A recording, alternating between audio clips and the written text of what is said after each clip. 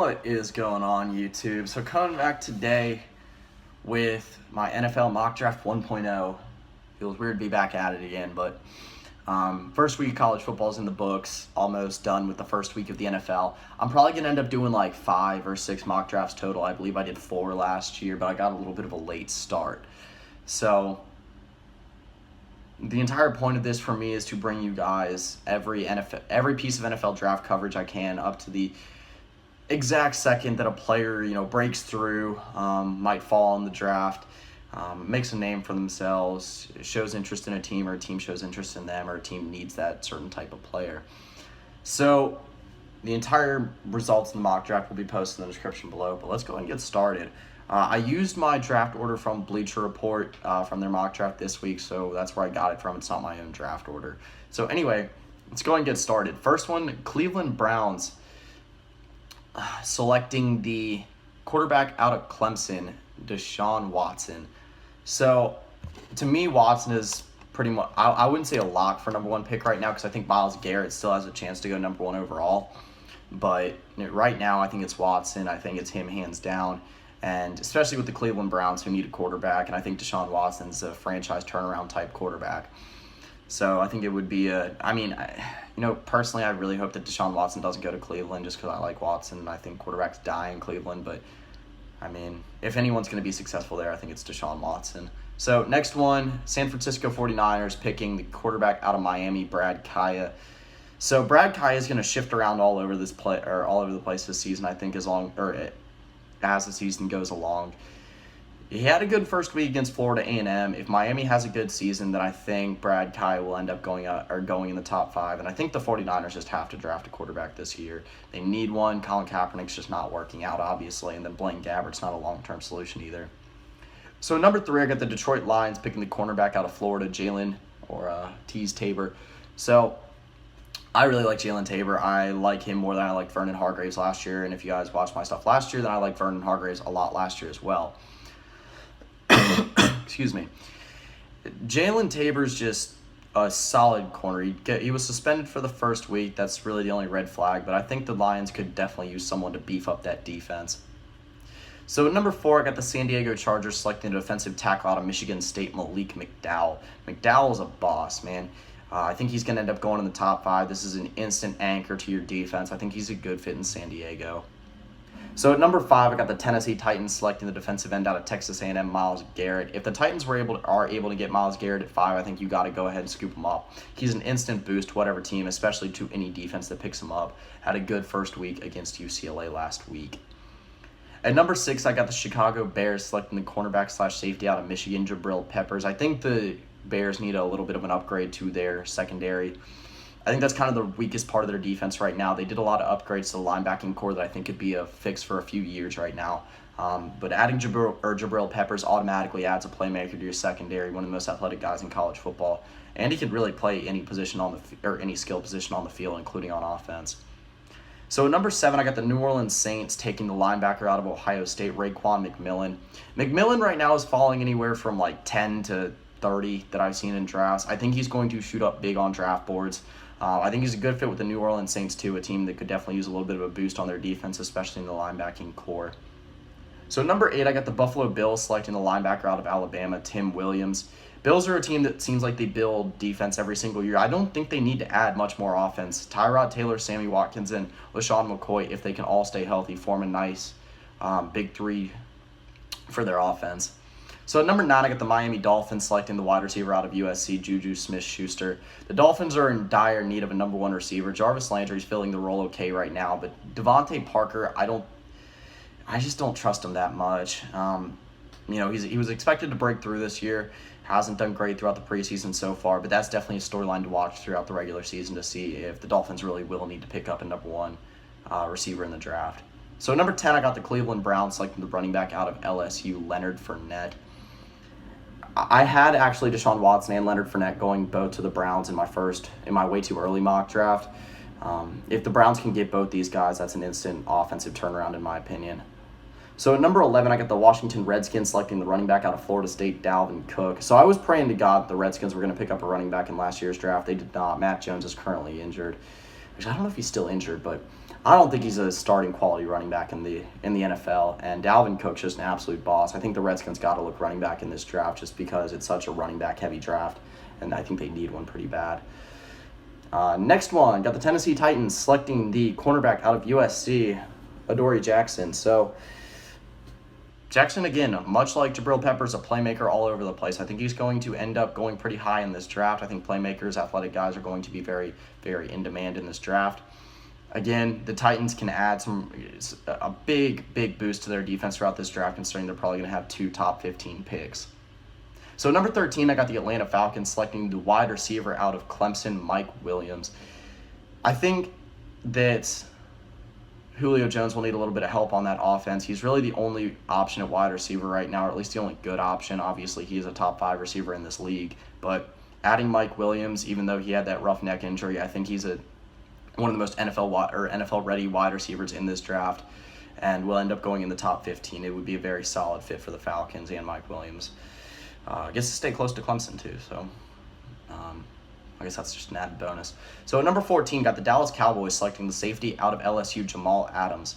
I think the Cowboys just really need to look at upgrading defense in this draft. I mean, they had the opportunity last year, too, and they pretty much completely passed on it to go with Ezekiel Elliott, which might be a good fit. You know, it's looked very good so far, but we'll see when the time comes around to next year's draft if the Cowboys really need to beef up the defense. So at number 15, I got the Philadelphia Eagles selecting the running back out of Stanford, Christian McCaffrey. I really like this fit. The Eagles are in dire need of a playmaker on offense, especially a wide receiver, but McCaffrey can really play all over the field. He can be a punt returner, kick returner, running back, can line out wide. But, you know, the Eagles' starting running back right now is Ryan Matthews, and again, just not a long-term solution to me. So at number 16, I got the Jacksonville Jaguars selecting the running back out of Georgia, Nick Chubb. You know, the Jaguars do have Chris Ivory and TJ Yeldon right now. We'll see how that works out. Yeldon played okay last year. He was a serviceable running back, but again, not a long-term option. The Jaguars are a team that beefed up almost every single position on their roster this offseason. I think they'll be fine on defense. I think the main place they need to look on offense is at running back. And Nick Chubb has had an absolutely great start to the season. So I think he's worthy of a top 20 pick. So at number 17, I got the Houston Texans selecting the cornerback out of Iowa, Desmond King. I think Dez is a good fit for Houston. I think that they could use a little bit of an upgrade in their secondary. Again, another team that added a lot of offense this year.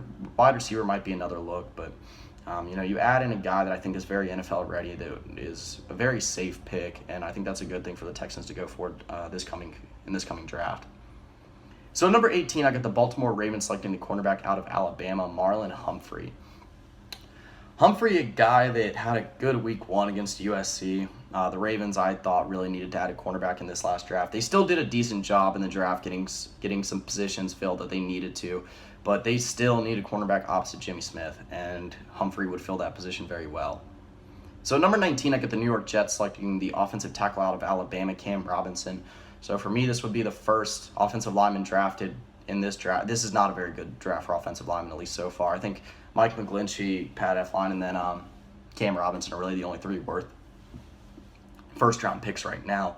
But the Jets, a team that they have an aging offensive line. They could use a little bit of an upgrade. You know, it was a good offensive line last year in front of Ryan Fitzpatrick, but continue what you're doing, add in some more depth on the offensive line, and you know, keep that offense rolling the way it did last year. So at number 20, I got the Kansas City Chiefs selecting the tight end out of Alabama, O.J. Howard. Whether the Chiefs look tight end or wide receiver, I think they need to add another weapon in the passing game. Again, Alex Smith isn't a quarterback to the level where he will just go out and make receivers great on his own. He's a decent quarterback, no doubt, but you know, even with Travis Kelce right now, I don't think they have any wide receiver or tight end as athletic as O.J. Howard. So at number 21, I got the Tampa Bay Buccaneers selecting the cornerback out of Clemson, Cordrea Tankersley. Again, Buccaneers, good young defense, but could use a little bit of an upgrade in the secondary, and that would be a solid fit in my mind. So at number 22, I got the Oakland Raiders selecting the defensive tackle out of Alabama, Jonathan Allen. Allen foregoed the draft last year, and might pay off, might not. You know, I think he's going to end up getting drafted around the same spot he would have, but Raiders, a team that could use a little bit of an upgrade on the defensive line. It's a decent defensive line right now, but you know, this is a team that has who I think will have some of the best defensive players in in all of the NFL in the coming years. They already have one in Khalil Mack. So at number 23, I have the Indianapolis Colts selecting the offensive guard out of Ohio State, Pat Elflein. It's just obvious the Colts need to upgrade the offensive line still. They did a lot of work with the offensive line last year. I think Ryan Kelly's a good start, but adding another guy like Elflein next to Ryan Kelly, that'd be a solid group in front of Andrew Luck for a couple of years, and then you got Anthony Costanzo and then Jack Mewhort. Maybe that could be a good solution moving forward. We'll kind of see how that plays out. So at number 24, I got the Denver Broncos selecting the quarterback out of Notre Dame, Deshaun Kaiser. Had a great first week. We'll see what happens in the coming weeks for Kaiser. This is going to be a guy that I will be following very closely as the college football season moves along. The Broncos did select a quarterback last year, but obviously they're not ready to put Paxton Lynch in yet. See if that works out. If not, then they will probably end up looking for another quarterback in next year's draft. So at number 25, I got the New York Giants selecting the running back out of Oregon, Royce Freeman. Royce Freeman, another tremendous running back that's in this year's draft. And the Giants, I think they really need a running back. They got a few guys who are very serviceable in their own ways. Rashad Jennings can pick up short yardage. He's also just a regular serviceable back. Shane Vereen, a good running back at catching, or a good receiver catching the ball out of the backfield. But anyway, I think they need to add a guy that's an every down back. So number 26, I got the Green Bay Packers selecting the tight end out of Clemson, Jordan Leggett. The Packers could really use a tight end right now. Again, Jordy Nelson, Randall Cobb form a decent, not just decent, a very good combination of wide receiver, and probably will for the coming years. Adding in a good tight end like Leggett, who I think is the second best tight end in this draft, would give Aaron Rodgers just another weapon to be successful in that Packers offense. So number 27, I got the Pittsburgh Steelers selecting the cornerback out of Michigan, Jordan Lewis. I believe the Steelers went cornerback last year with William Jackson. I don't remember, but they did go cornerback, I'm pretty sure, and still probably could use a little bit of help in the secondary. Jordan Lewis, a very good lockdown corner for Michigan, is NFL ready in my mind. I think it'd be a good fit. So number 28, I got the Cincinnati Bengals selecting the defensive end out of Missouri, Charles Harris. Guy that just can get after the ball. I think I wouldn't say he's raw, but I think he's he would be a little bit of a project. But the Bengals could definitely use a little bit of an upgrade on the defensive line after. I think they might lose even more guys to free agency this year. But anyhow, number 29, I got the Seattle Seahawks selecting the wide receiver out of Western Michigan, Corey Davis. If you don't know this name yet, get to know it. One of the more athletic guys in college football, kind of goes by the wayside because he goes to Western Michigan. But he forms a very good combination between him and his quarterback, Zach Terrell. And again, I think by the end of the season, a lot more people are going to know the name. The Seahawks could definitely use an upgraded wide receiver too. Adding in a guy like Davis alongside Baldwin, and then a threat like Tyler Lockett, that would form a very dynamic wide receiving core. So number 30, I got the Arizona Cardinals selecting the quarterback out of Oklahoma State, Mason Rudolph. Rudolph, a prototypical pro-style quarterback. I think we'll have a big season this year. And with Carson Palmer, I believe he will be 37 by the time next season rolls around, maybe 38. They need to start looking forward to their next quarterback, and I think Rudolph could be a good start for that. So at number 31, I got the New England Patriots selecting the defensive end out of Tennessee, Derek Barnett. They gave up Chandler Jones this offseason. I think that adding in a guy like Barnett would just be a phenomenal fit in New England. Adding in a guy with that type of athletic ability and pass rushing ability to Bill Belichick's defense would just be unfair in my mind. But anyway, number 32, I got the Carolina Panthers selecting the defensive end out of Auburn, Carl Lawson. Lawson's got the talent to go top 5, just inconsistencies, injury problems, and just overall exposure I think would keep him away from that. But Panthers could use a little bit of help in their pass rush. I don't think the Panthers really need to look I don't think they really need to look at linebacker. I mean, between Thomas Davis and Luke Kuechly right now, I think they're fine. They already have one of the best linebacking cores in the NFL. They don't really need to look at defensive tackle. They've added one in, I believe, Vernon Butler in last year's draft, and they already got Quan Short.